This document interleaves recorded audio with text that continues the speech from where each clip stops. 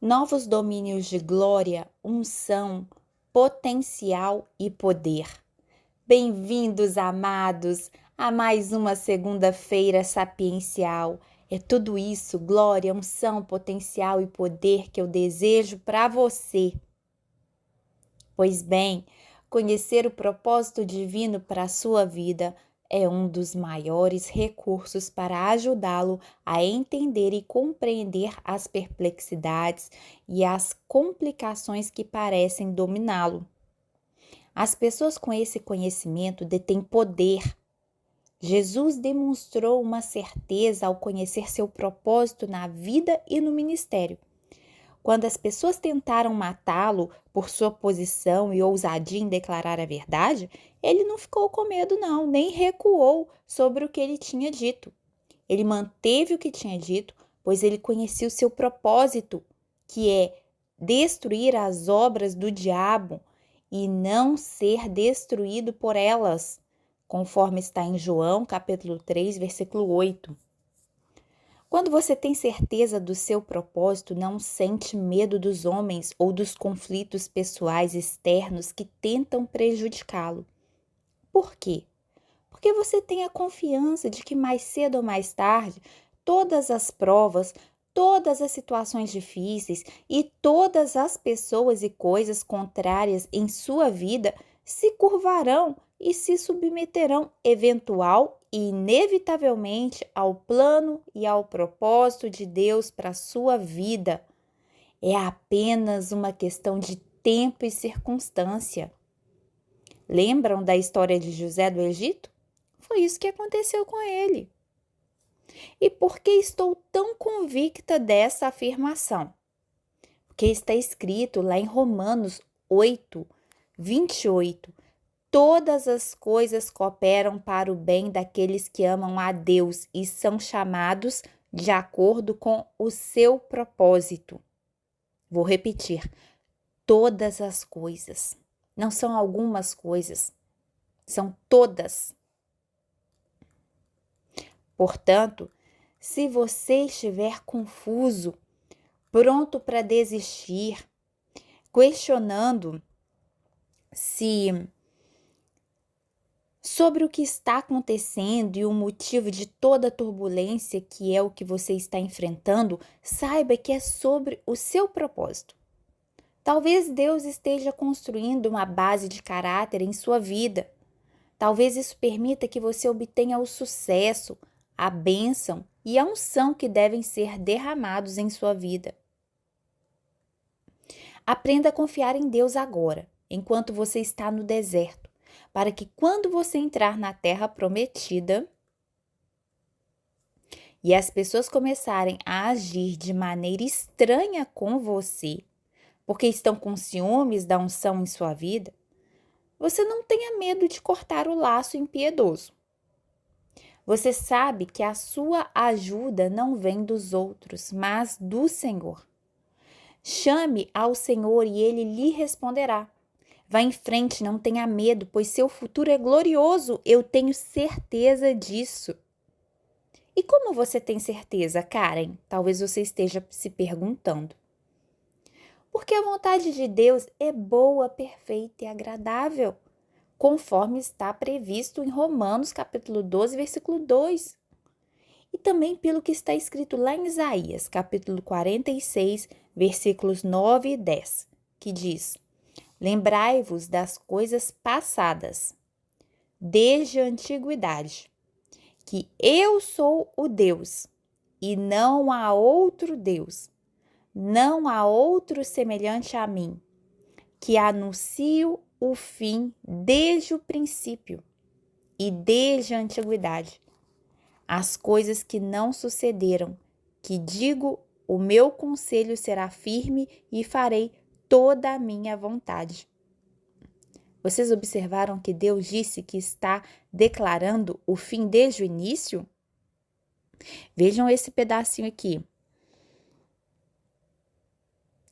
Que anuncio o fim desde o princípio e desde a antiguidade. Isto é, ele está trabalhando de trás para frente. fora da sequência da ordem lógica. A mente humana tem até dificuldade em conceber o relato de uma história do final para o início. Mas é isso que está escrito em Isaías 46. Não é mesmo? Pois então, mas aqui Deus diz: vou fazer isso de trás para frente por você. Eu declaro o seu fim desde o início. Não começo na fundação, eu inverto a ordem e inicio com o fim. Depois volto e começo a trabalhar no começo e a fazer com que o começo funcione no final. Eu estabeleço o propósito e não determino o procedimento. É como se Deus dissesse: eu coloco a vitória nos lugares celestiais. Então, começo na terra e me movo para cima. Certifico-me de que tudo está definido de acordo com o meu desígnio. Então, trabalho de acordo com o meu propósito e o meu plano, a minha vontade e o meu jeito, enquanto você está lutando, tateando, resmungando, tentando entender tudo e se perguntando se você conseguirá. Deus sabe que você vai conseguir, porque Ele já definiu o seu fim. O seu fim já está lá determinado nos propósitos celestiais. Depois Ele volta aqui para a Terra e começa a trabalhar aqui na Terra algo que já está decretado lá no céu. Basta você acessar. A abordagem de Deus para o futuro é primeiro estabelecer o propósito e depois retornar ao início para desenvolvê-lo e instruí-lo sobre como cumprir o objetivo. Deus trabalha com um propósito, assim como você projeta e constrói uma casa. Se você quer construir uma casa planejada, por exemplo, você deve contratar um arquiteto. Este leva a visão que você tem para a casa e a transfere para o papel num esboço, correto? Estabelecendo como será antes de ser construída. Então, o consultor entra em cena e faz da visão uma realidade, construindo de forma material, manifestando o presente, o desenho, que é a visão que o arquiteto estabeleceu no papel, que é o esboço.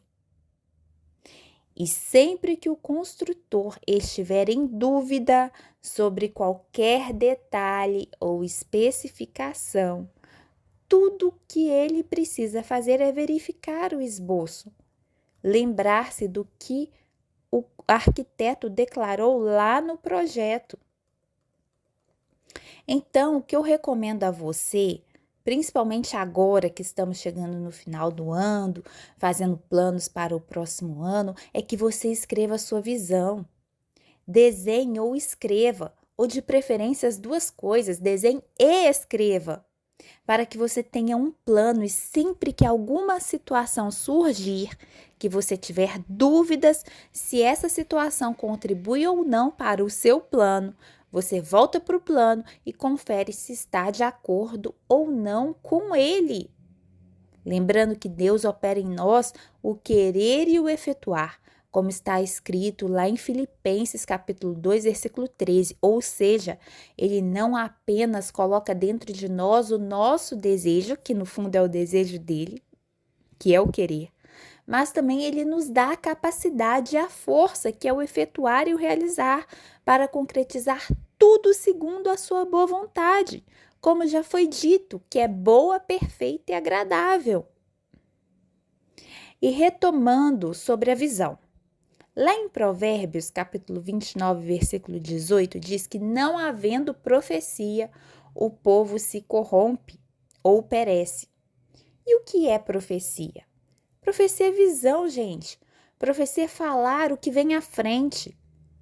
Portanto, sem uma visão de futuro, o povo perece, porque qualquer caminho serve, você morrerá no meio do caminho.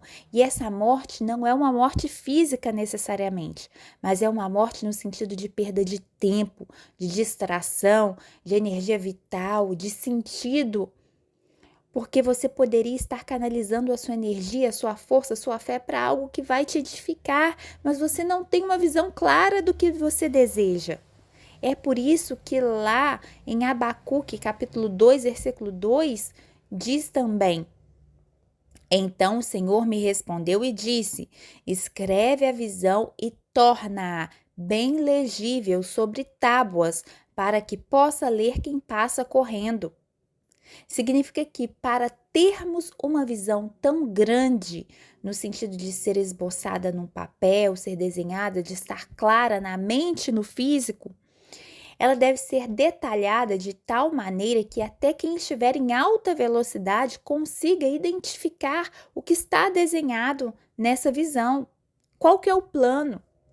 Você tem que ter clareza de qual que é o seu plano. A visão não só dá sentido e compreensão ao propósito de uma pessoa na vida, mas também concede sabedoria sobre como fazer o plano acontecer. A visão da compreensão revela o significado das provações que você pode experimentar em qualquer momento, porque você sabe para onde você está indo. Então, quando tem um levante, você consegue relacionar com o seu destino profético. E ocasionalmente, a gente se pergunta: por que passamos por perseguições? Por que experimentamos rejeições? Por que nos sentimos alienados por aqueles que nos rodeiam? E Ele, Deus, te diz: estou construindo uma base sólida para que você compreenda melhor a pressão e seja capaz de atravessar as tempestades da vida sem ser movido ou abalado.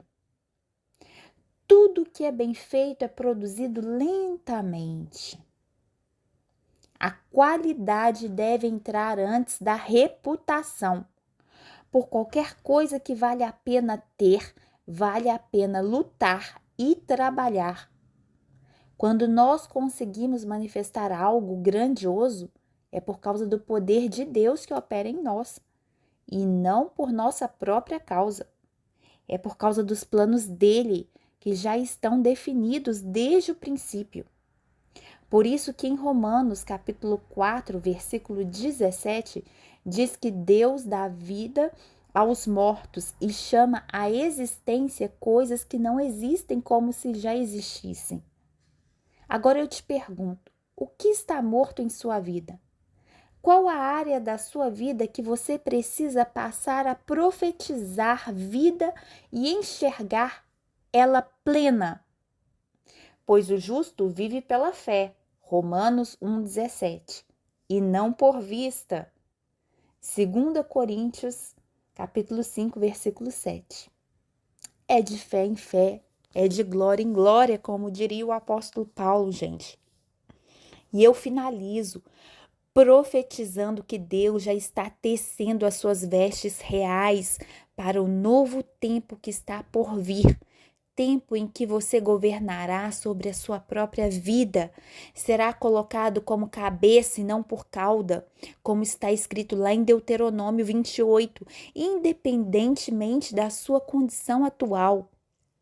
Assim como Deus elegeu Arão como sumo sacerdote e o designou como o único que poderia estar em sua presença e viver, determinando que tecessem vestes para ele que simbolizavam padrão de santidade e justiça, quando ele ainda era um idólatra, um chefe de hipócritas, representante dos derrotados que construíam um bezerro de ouro para um Deus qualquer, para um Deus estranho.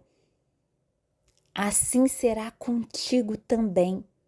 Eu profetizo que Ele, o Altíssimo, já está preparando todo o cenário que lhe conduzirá a lugares altos.